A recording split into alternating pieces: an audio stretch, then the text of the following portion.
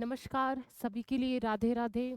आप सभी उम्मीद है कि बहुत अच्छे होंगे और अपनी जो पढ़ाई है वो बहुत अच्छे तरीके से कर रहे होंगे।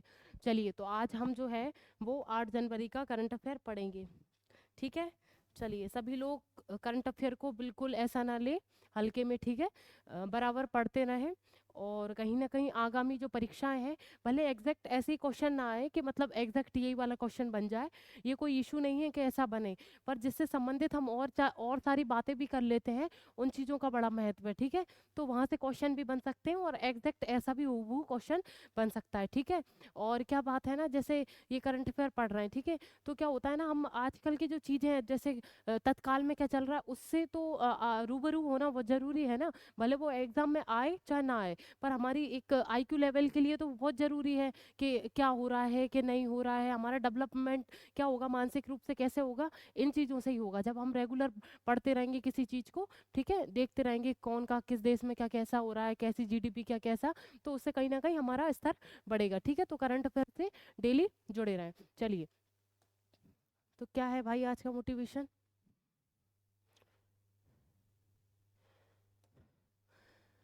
जो अपने कदमों की काबिलियत पर विश्वास रखते हैं वो ही अक्सर मंजिल पर पहुंचते हैं। देखिए, जो खुद ही चलना जानते हैं, मतलब खुद सफलता के मायने जानते हैं, खुद लक्ष्य के प्रति समर्पित हैं, दूसरे पर आश्रित नहीं है। सीधी बात है, सही बात है कि दूसरे पर आश्रित नहीं होना चाहिए किसी भी चीज़ में। सफलता कोई, जैसे आप स्वाभाविक सी बात है, कोई एग्जाम पास करोगे तो वो फायदा आपको होगा, सफलता मिलेगी वो आपको मिलेगी, दूसरों से कोई मतलब है ही नहीं। ठीक है। आप आपका गोल सीधा एक फोकस में दिखना चाहिए आपको गोल, मतलब सोते जागते उठते बैठते, मतलब कोई भी गोल हो, भले वो बहुत टफ क्यों ना हो। आपको लग रहा है टफ, तो कोई चीज़ नहीं है। जब हम अच्छे से चाह लें किसी चीज़ को तो कोई चीज़ टफ नहीं है। ठीक है। पर वो ये है कि भले वो 1 साल में मिलने वाली चीज़ हो, 2 साल में मिलने वाली चीज़ हो, 3 साल में मिलने वाली चीज़ हो, बस उसके प्रति इतनी लगन होनी चाहिए और निरंतर उसके प्रति जो हमें एक वो जो गोल दिख रहा है उसकी जो मंजिल है उसको तय करना है। वो मंजिल में चाहे बोले वो रास्ता खराब आ रहा है, कांटे पड़े हुए हैं, हम हमारी समस्या है, हम उसको कैसे हल कर सकते हैं। ठीक है। कोई दूसरा नहीं आएगा उसको बताने के लिए। और दूसरे के ऊपर अगर आप विश्वास भी करते हैं तो क्या भरोसा कोई दूसरा कुछ गलत बता जाए। तो सीधी सी बात है, सबको सुनो पर करो मन की। ठीक है। खुद की मन की करो और देखो हमारे लिए क्या सूटेबल बनता है। ठीक है। हमारे लिए लक्ष्य में पहुंचने के लिए हमें क्या क्या सहायता होंगी। और ये भी समझिए कि सामने वाला किस धैर्य से आपसे बात बोलने चाह रहा है। ठीक है। क्या ध्येय है उसका, मतलब है ना, क्या उद्देश्य है, कहीं आपको गलत गड्ढे में नहीं तो डाल रहा है। तो इसलिए अपने अपनी सोच पे चलें। ठीक है। जो आपको सही लगता है वो करें और बस आप लक्ष्य को प्राप्त होंगे जरूर। ठीक है। चलिए तो पहले क्वेश्चन की तरफ बढ़ते हैं। पहला क्वेश्चन क्या है, देखिए पहला क्वेश्चन है, हाल ही में प्रधानमंत्री, एक मिनट की पेन बदल लेती। ठीक है। क्या है, हाल ही में प्रधानमंत्री मोदी कहाँ BAPS हिंदू मंदिर का उद्घाटन करेंगे। क्या है, BAPS हिंदू मंदिर का उद्घाटन करेंगे, ये आपसे पूछा जा रहा है। ये बताइए इसका आंसर क्या है। देखिए ऑप्शन क्या है, रूस, UAE, फ्रांस, अमेरिका। बताइए बताइए क्या है इसका आंसर। क्या है, देखिए इसका जो आंसर है वो है UAE। क्या है इसका आंसर, UAE। देखिए प्रधानमंत्री मोदी, हमारे जो नरेंद्र मोदी जो प्रधानमंत्री हैं, वो कहाँ पर कौन से देश में ये BAPS हिंदू मंदिर का उद्घाटन करेंगे। अब ये समझ लीजिए BAPS क्या है। BAPS जो है, बोर्ड चाप लिख लीजिए आप।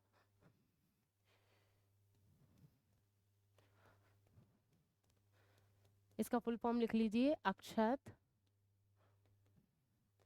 अक्षत पुरुषोत्तम पुरुषोत्तम स्वामी नारायण, स्वामी नारायण। ठीक है। ठीक है। देखिए ये जो हम इसको, सीधी बात है, हम इसको इतना याद ना करके सीधी बात है कि देखो ये कितनी बड़ी बात है कि UAE संयुक्त अरब अमीरात जो है वहां पर आबू धाबी में, ठीक है, कहाँ पर संयुक्त अरब अमीरात है वहां पर आबू धाबी में हमारा हिंदू मंदिर बनने जा रहा है। ये बहुत बड़ी बात है क्योंकि वो एक मुस्लिम देश है। ठीक है। वो एक मुस्लिम देश है और जो मैंने नाम बताया हिंदू मंदिर, ये अक्षर अक्षर अक्षरधाम मंदिर जो होते हैं ना, अक्षरधाम मंदिर जो दिल्ली में सबसे बड़ा है ना, कितना सुंदर मंदिर अक्षरधाम, उसी की थीम पर बनाया जा रहा है, ठीक है, उसी के थीम पर बनाया जा रहा है, वही अक्षरधाम मंदिर के लय पर बनाया जा रहा है। और इसका एक ध्येय रखा गया है, इसकी एक थीम रखी गई वसुदेव कुटुंबकम। मतलब ये जो यूएई में जो मंदिर बनाया गया है, हिंदू मंदिर जो बनाया जा रहा है, उसकी एक थीम रखी गई है वसुदेव कुटुंबकम, ठीक है। और इसमें इस मंदिर में 7 शिखर होंगे, ठीक है, इस मंदिर में 7 शिखर होंगे। इस मंदिर में कितने शिखर होंगे? 7 शिखर होंगे। इसको याद करने की कोई आवश्यकता नहीं है, सिर्फ इतना याद रखें कि स्वामी जो नारायण है, उनकी एक संस्था है, उनके द्वारा मतलब जो संस्था है उसी की थीम पर हिंदू मंदिर बनाया जा रहा है। और इसकी थीम क्या है या उद्देश्य क्या है? एक थीम मतलब वो रखा गया है, लोगो रखा गया है कि वसुदेव कुटुंबकम, उसके लिए हम ये मंदिर बना रहे हैं। और इसमें 7 शिखर होंगे। इसमें कितने? 7 शिखर होंगे। अब आप इस तरीके से समझ सकते हैं। और एक बात और सुन लीजिए, इसका जो 2015 में जब हमारी जो प्राइम मिनिस्टर हैं मोदी जी, वो जब गए थे यूएई, यूएई जब गए थे, तो वहाँ के जो प्रमुख हैं उन्होंने हमें 700 एकड़ सॉरी 27 एकड़, सॉरी 700 भूल गया, 27 एकड़ जमीन जो है हिंदुओं के लिए दी थी, ठीक है, हिंदुओं के लिए समर्पित कर दी थी। और उन्होंने एक स्लोगन भी दिया है कि जब तक ये सूरज निकलेगा तब तक ये जमीन हिंदुओं की रहेगी। तो कहीं ना कहीं आप इससे समझ सकते हैं कि हमारे जो प्राइम मिनिस्टर है मतलब भारत है और यूएई की संबंध कितने अच्छे हो चुके हैं। कहीं ना कहीं पहल हमारे भारत की तरफ से होती है। और हम जो हमारे प्रतिनिधि हैं उनका जो विदेश जो नीति है मतलब उनका जो एक अलग व्यवहार है, मतलब कहीं ना कहीं हमारे भारत को विशेष बनाता जा रहा है। आप हर देश को देख लीजिए, ठीक है, कोई भी देश है, अब देखिए आप चाइना चीन देखिए, कब से मतलब वो डरा पड़ा हुआ है, ठीक है, कहीं ना कहीं पहले कितनी आपको सुनते मिलती होगी, यहाँ वो हो गया, यहाँ वो हो गया, चीन ने ये कर दिया, पाकिस्तान ने ये कर दिया। कहीं ना कहीं हमारे जो प्रतिनिधि हैं उनसे जो दहक बैठी है। और सलूट है, मतलब सलूट है, सीधा से दिल से सलूट है कि मतलब ऐसे प्रतिनिधि हैं तो मतलब सुरक्षित है हम सब, ठीक है। तो कहीं ना कहीं हम भी प्रोत्साहन लें इन चीज़ों से। तो चलिए अपने पॉइंट पे आते हैं। तो क्या है, देखिए यूएई में बन रहा है, ठीक है, 1 मिनट रुकिएगा, 1 मिनट 2 सेकंड रुकिएगा।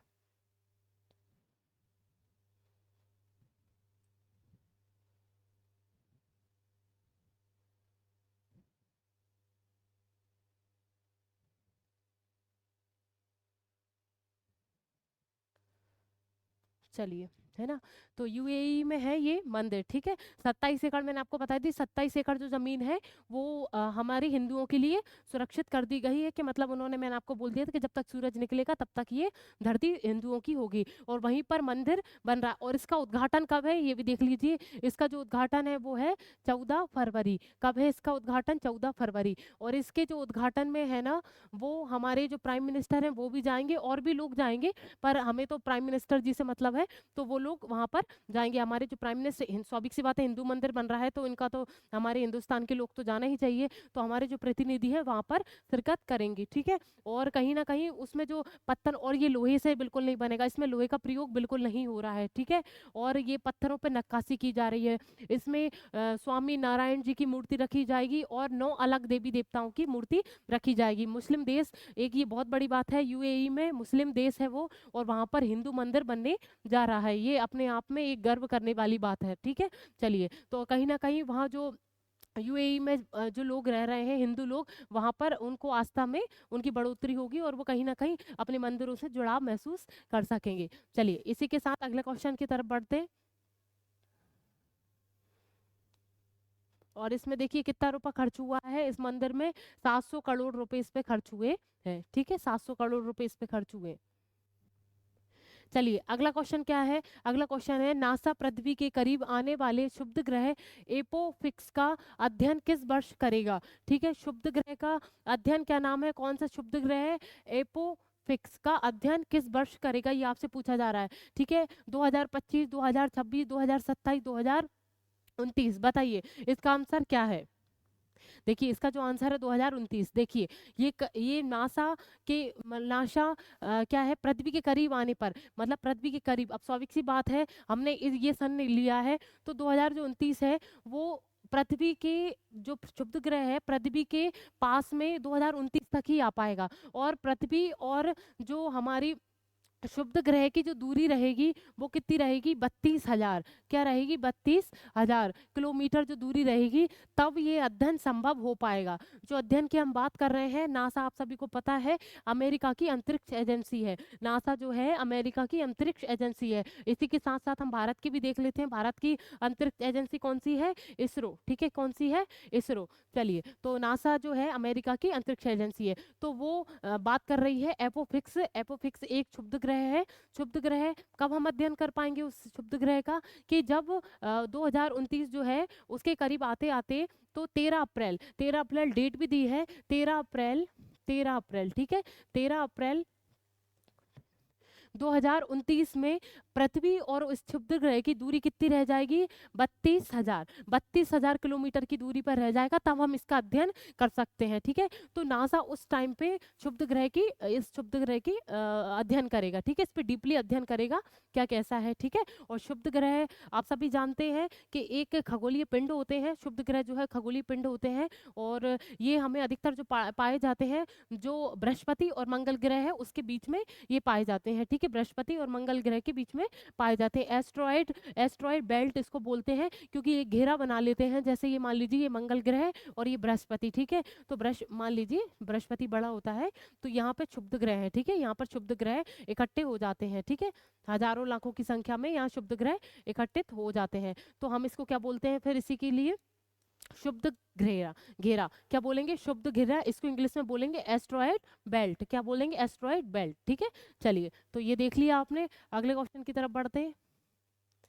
अगला क्वेश्चन क्या है, हाल ही में मोदी के 10 वर्ष के शासन में कर संग्रह में कितने गुना वृद्धि होने की संभावना है, कर यानी टैक्स, ठीक है, कर यानी टैक्स, ठीक है, 10 वर्ष के जो हमारे जो मोदी जी हैं, वो 10 वर्ष के शासन काल में उन्होंने कितना टैक्स में वृद्धि कर ली है, उनके उनके शासन काल में कितने टैक्स में वृद्धि हुई है। इसका जो आंसर है, इसके ऑप्शंस क्या है, 3 गुना, 5 गुना, 7 गुना, 9 गुना, बताइए इसका आंसर। इसका जो आंसर है वो है 3 गुना, इसका जो आंसर क्या है, 3 गुना, ठीक है।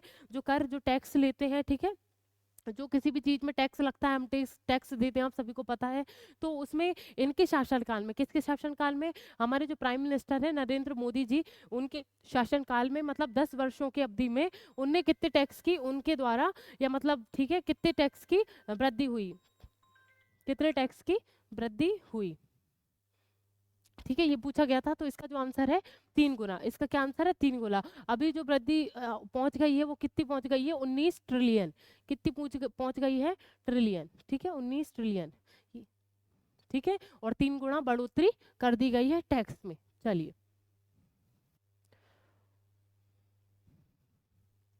चलिए, अगला क्वेश्चन क्या है, हाल ही में इसरो ने अपने 5 वर्षों में कितने जियो इंटेलिजेंट उपग्रह लॉन्च करने की योजना बनाई है। इसके ऑप्शंस आपके सामने हैं, 22, 40, 70, 50, बताइए इसका आंसर। देखिए, अब क्या बात चल रही है, इसरो की बात चल रही है, मैंने आपको बताया था कि इसरो जो है हमारी भारत की अंतरिक्ष एजेंसी है, तो क्या बात चल रही है 5 वर्षों में, ठीक है, 5 वर्षों में कितने जियो इंटेलिजेंस उपग्रह लॉन्च करेगा। उपग्रह जो कृत्रिम उपग्रह होते हैं, ठीक है, उपग्रह जो कृत्रिम उपग्रह जो हम लॉन्च करते हैं, ठीक है, जो कृत्रिम बनाए जाते हैं, उनकी बात चल रही है, तो 5 वर्षों में वो कितने उपग्रह लॉन्च करेगा, कौन लॉन्च करेंगे, इसरो। इसरो कौन है भाई, इसरो जो है भारत की अंतरिक्ष एजेंसी है, और इसरो का फुल फॉर्म क्या है, भारतीय अंतरिक्ष अनुसंधान संगठन, क्या है, भारतीय अंतरिक्ष अनुसंधान संगठन, ठीक है, इंग्लिश में क्या बोलेंगे, Indian space research organisation, Indian space research organisation, ठीक है, आप मेरे बोल रही हूँ मैं, आप लिख लीजिएगा, ठीक है।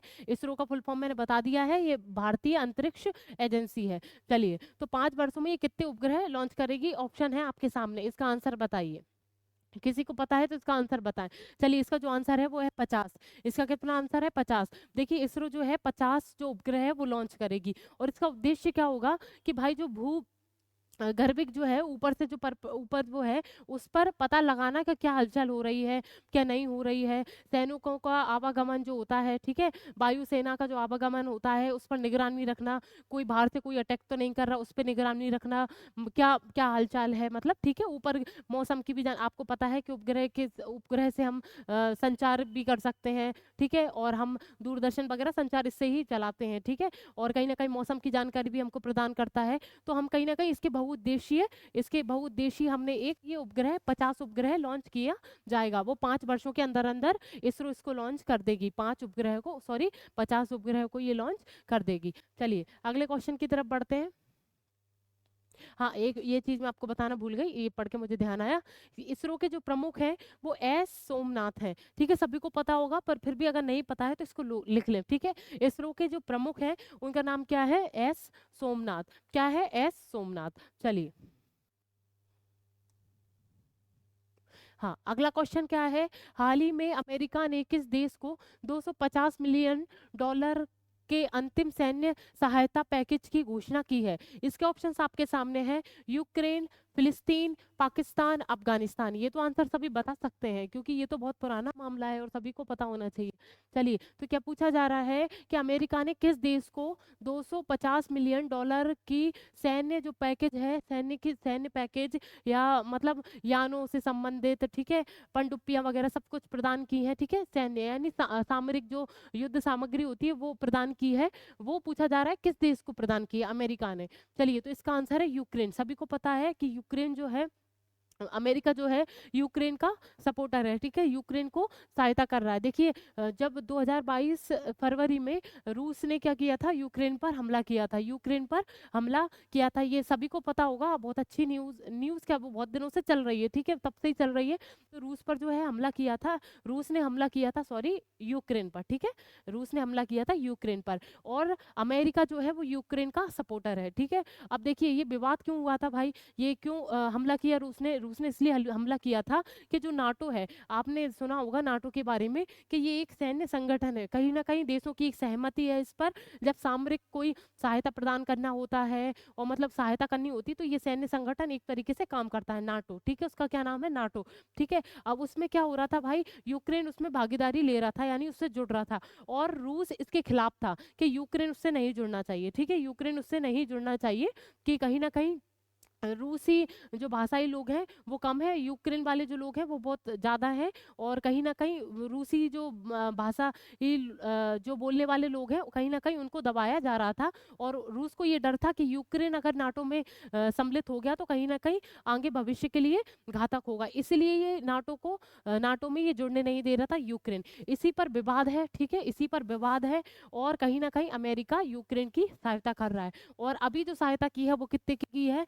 250 मिलियन डॉलर के सैन्य पैकेज की, पैकेज यानी कुछ सैनिक भी होंगे उसमें, यानों की सहायता भी होगी, कुछ यान होंगे, पनडुब्बियां होंगी, लड़ने की राइफल वगैरह कुछ होंगी, तो पूरा पैकेज दिया है 250 मिलियन डॉलर का, ठीक है। किसने दिया है? अमेरिका ने। किसको दिया है? यूक्रेन को। चलिए,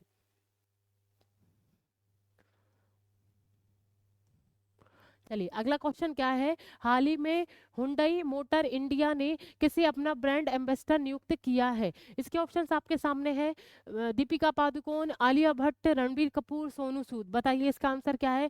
देखिए, क्या पूछा जा रहा है? हुंडई मोटर इंडिया जो है ये एक कंपनी है, ठीक है, ये एक कंपनी है। किसकी कंपनी है? वाहनों की कंपनी है, ठीक है, वाहन जो है उसकी कंपनी है मोटर इंडिया, आपको समझ में आ रहा होगा। तो एम्बेसडर किसको बनाया है? इस कंपनी ने। तो इसका जो आंसर है वो है दीपिका पादुकोण। इसका क्या आंसर है? दीपिका पादुकोण को ब्रांड एम्बेसडर बनाया है। किस कंपनी ने? मोटर कंपनी है। कौन सी कंपनी है? Hyundai motor India. क्या नाम है? Hyundai motor India. देखिए, इसने पहले अभिनेता शाहरुख खान को भी एक बार ब्रांड एम्बेसडर बना दिया है, हमारे जो क्रिकेटर हैं हार्दिक पांड्या जी, उनको भी एम्बेसडर बना दिया है। अब जो अभिनेत्री हैं, क्या नाम है? दीपिका पादुकोण, उनको भी ब्रांड एम्बेसडर बनाया है। चलिए, अगले क्वेश्चन की तरफ बढ़ते हैं।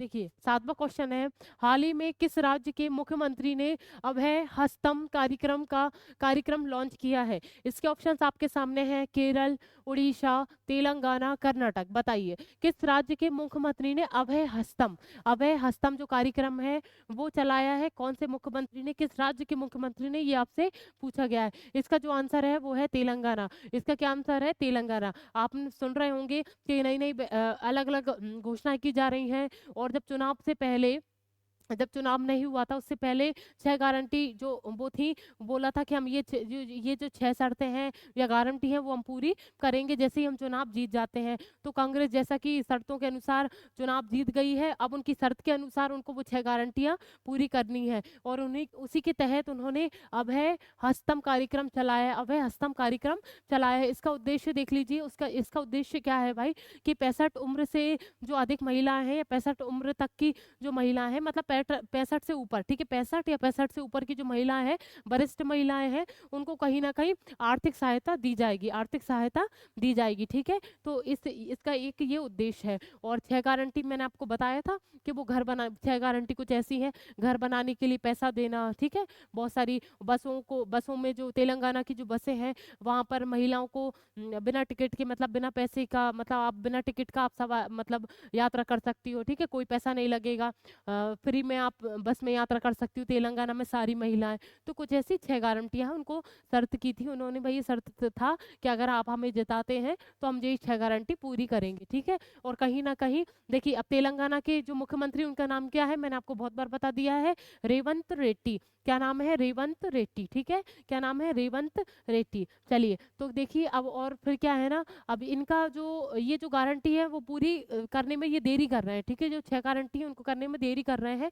तो कहीं ना कहीं इनका विरोध किसने किया है? किशन रेड्डी। देखो रेवंत रेड्डी तो इसके मुख्यमंत्री तेलंगाना के, अब किशन जो रेड्डी है वो है वो जो है वो बीजेपी की प्रमुख है, क्या है? बीजेपी की प्रमुख और केंद्रीय मंत्रालय में राज्य मंत्री हैं, ठीक है। इन्होंने विरोध किया है इस सरकार का, कि जब इन्होंने बोला था कि भाई जब हम जीत जाएंगे तो 6 गारंटी जो है वो हम जल्दी से लागू कर देंगे और उस पर लेट लपेट काम कर रहे हैं, उन्होंने विरोध किया है। देखिए इसको बताने का उद्देश्य मेरा ये नहीं है कि मैं ये बताने से आपको कुछ नहीं, इसका मतलब ये है कि आप थोड़ा सा क्लू, जैसे ये नाम ऐसे याद होते नहीं है, तो आप एक बार कहीं बाई चांस आ गया रेवंत रेड्डी, ठीक है, और किशन रेड्डी, तो आपको एक बार क्लिक तो हो जाए कहीं कि हाँ यार सुना तो है, मतलब कहीं ना कहीं तेलंगाना से संबंधित है, ठीक है। तो रेवंत रेड्डी इनके मुख्यमंत्री हैं तेलंगाना के।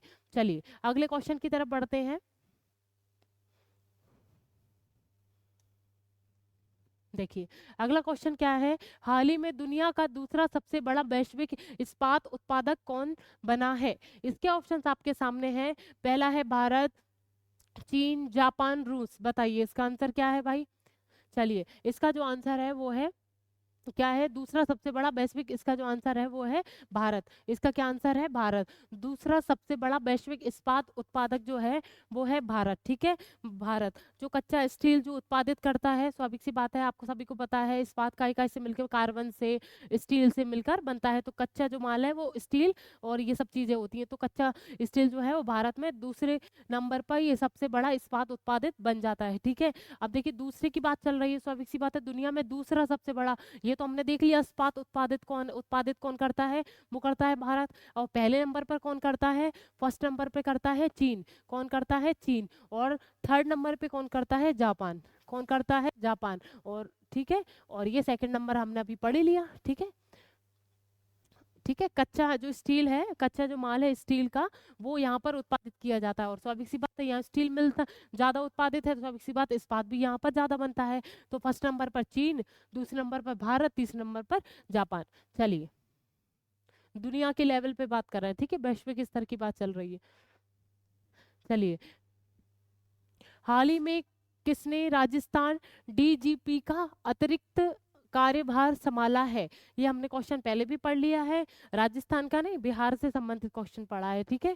ठीक है, तो किसने राजस्थान डीजीपी का अतिरिक्त कार्यभार संभाला है? और इसके ऑप्शंस आपके सामने हैं, सीएम राजन, त्रिपुरारी शरण, उत्कल रंजन, इनमें से कोई नहीं। बताइए इसका आंसर क्या है? देखिए राजस्थान के डीजीपी, डीजी की मैंने बताया था director general of police, director general of police, आप अपन ने परसों ही पढ़ा था इसके बारे में, बिहार का डीजीपी पढ़े थे, ठीक है। ये तो राजस्थान की पूछ रहे हैं। मैंने आपको बताया था कि ये पुलिस लाइन की बहुत अच्छा सबसे ऊपर वाला ओहदा होता है, ठीक है।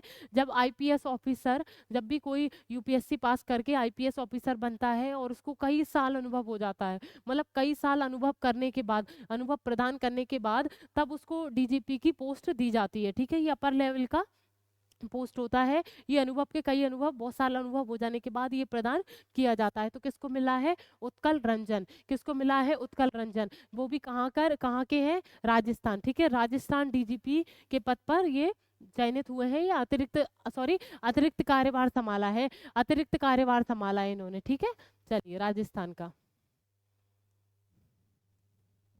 देखिए। लास्ट क्वेश्चन क्या है भाई? हाल ही में किस देश के राष्ट्रपति ने ब्रिक्स में शामिल होने के निमंत्रण को अस्वीकृत किया है? इसके ऑप्शंस आपके सामने हैं। Argentina, France, UK, America. बताइए इसका आंसर क्या है? हाल ही में किस देश के राष्ट्रपति ने ब्रिक्स में शामिल होने वाले निमंत्रण को अस्वीकार कर दिया है, मतलब बोल दिया है कि भाई हम इसमें शामिल नहीं होंगे। किस में शामिल नहीं होंगे? ब्रिक्स। अब देखिए, जानने वाली बात क्या है? ब्रिक्स। क्या है जानने वाली बात? ब्रिक्स। ठीक है, देखिए अब किसने इनकार कर दिया है? अमेरिका। ठीक है, किसने इनकार किया है? अमेरिका ने इनकार कर दी, सॉरी अर्जेंटीना ने इनकार कर दिया है कि भाई हम ब्रिक्स में शामिल नहीं होंगे। देखिए अब ब्रिक्स का पहले आप सुन लीजिए। ब्रिक्स एक ऐसी जो है, एक संगठन है। ब्रिक्स एक संगठन है जिसकी स्थापना जो हुई थी 2006 में हुई थी। 2006 में इसकी स्थापना हुई थी। ठीक है, 2006 में।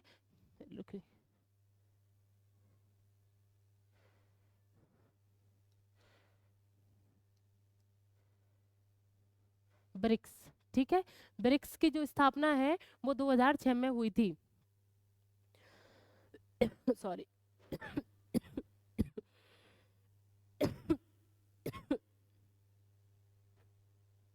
ठीक है, ब्रिक्स की जो स्थापना हुई 2006 में हुई थी। पर इसका जो नींव जो है या गठबंधन मान लीजिए, या कहीं ना कहीं शुरुआत जो मान लीजिए 2001 से हो गई थी। ठीक है, मैक्समैन करके एक व्यक्ति थे, उनके हिसाब से या उन्होंने इसकी एक नींव रखी थी। ठीक है, पर स्थापना तो हम नहीं मानेंगे, इसको याद करने की कोई आवश्यकता नहीं है। पर मूल्यतः आप इसको जरूर याद रखें कि जो ब्रिक्स की जो स्थापना हुई थी 2006 में हुई थी। ठीक है, 2006 में हुई थी। और ब्रिक्स में जब 2006 में स्थापना हुई थी तो इसको सिर्फ और सिर्फ एस नहीं था ये। ठीक है, एक मिनट रुकिएगा।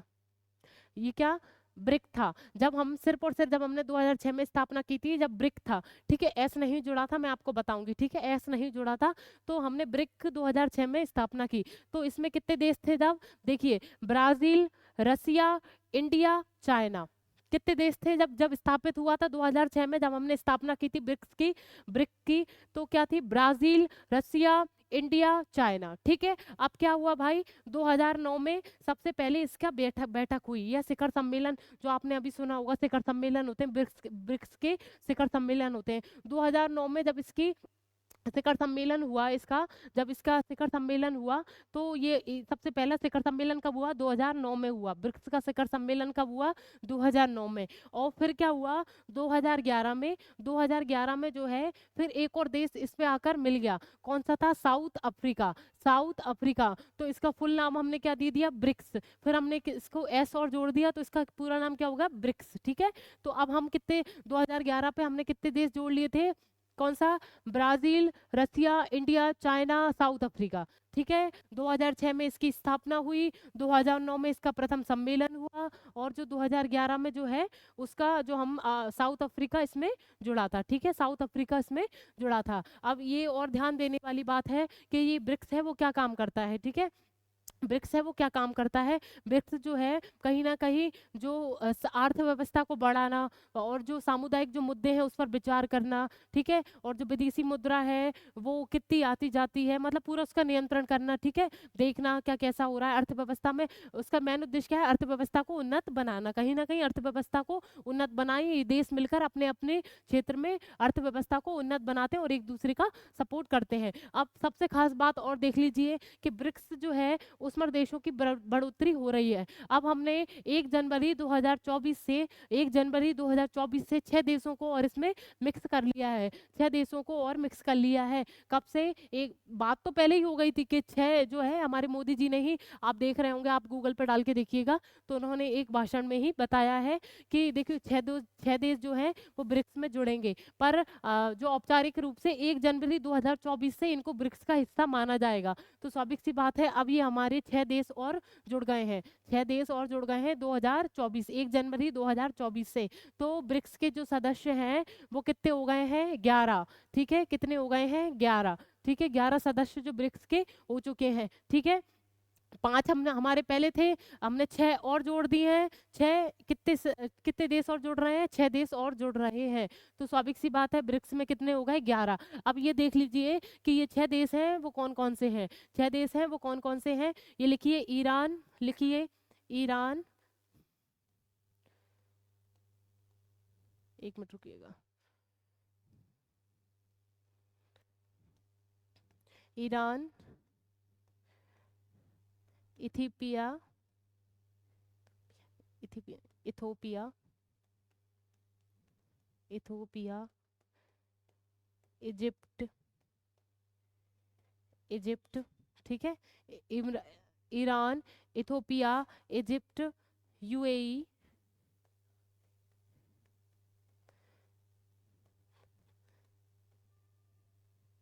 Saudi Arab.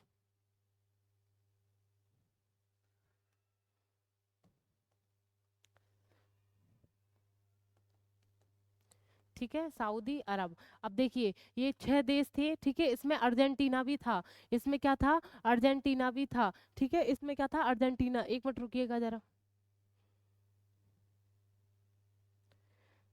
ठीक है, अर्जेंटीना भी, सॉरी अर्जेंटीना इसमें नहीं था, अर्जेंटीना ने इसमें मना कर दिया है। इसमें एक और कौन सा, इजराइल।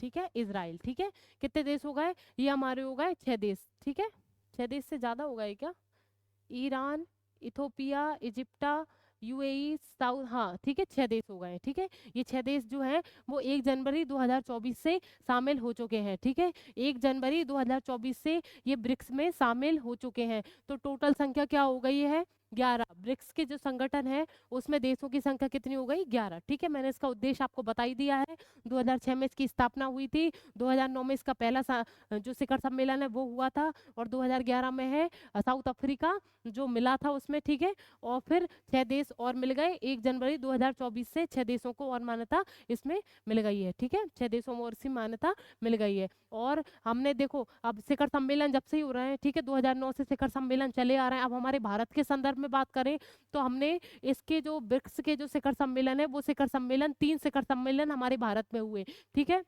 2012 में। ठीक है, 2012 में जब जो हमारे प्रधानमंत्री कौन थे, मनमोहन सिंह। ठीक है, तब हमारा पहला शिखर सम्मेलन हुआ, कब हुआ, भारत में शिखर सम्मेलन। ठीक है, ब्रिक्स का जो भारत का शिखर सम्मेलन है, भारत जो मेजबानी की।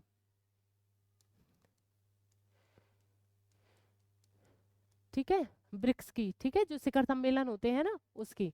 ठीक है, तो हमारे जो 2009 से 2023 तक 3 बार हमने मेजबानी की है। ठीक है, 2012 में जब मनमोहन सिंह जी थे, और 2016 जब हमारे प्राइम मिनिस्टर जो मोदी जी थे, और फिर 2021 तब भी, मतलब 3 बार ब्रिक्स की जो शिखर सम्मेलन हुए हैं वो भारत में हुए हैं, भारत ने मेजबानी की है। इसको आप विशेष याद रखें। ठीक है, इसको आप विशेष याद रखें। और जो 2023 वाला था वो साउथ अफ्रीका में हुआ था। ये भी आप करंट वाला याद रखें कि 2023 में जो हुआ था ब्रिक्स का शिखर सम्मेलन वो हुआ था साउथ अफ्रीका। और मैंने आपको ये बता दिया कि भारत में 3 बार शिखर सम्मेलन हो चुके हैं इसके, और 2023 का साउथ अफ्रीका, और भविष्य में 2024 में जब ये शिखर सम्मेलन होगा, ब्रिक्स का शिखर सम्मेलन होगा, वो रूस के पे होगा। ठीक है, रूस में इसका शिखर सम्मेलन होगा, किसका, ब्रिक्स का। ठीक है, 3 बार मैंने आपको भारत में बता दिए जो हो चुके हैं, 2023 का साउथ अफ्रीका में हो चुका है, 2024 में रूस के पास ये शिखर सम्मेलन होगा, रूस इसका मेजबानी करेगा। चलिए, ये लास्ट क्वेश्चन था,